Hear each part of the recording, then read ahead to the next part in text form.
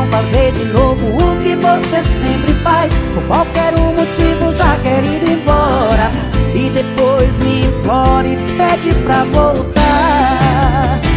Você tem que parar com essa infantilidade, porque não tem mais idade para agir assim. Eu aviso, dessa vez não vai ter volta não. Se passar por essa porta, esqueça de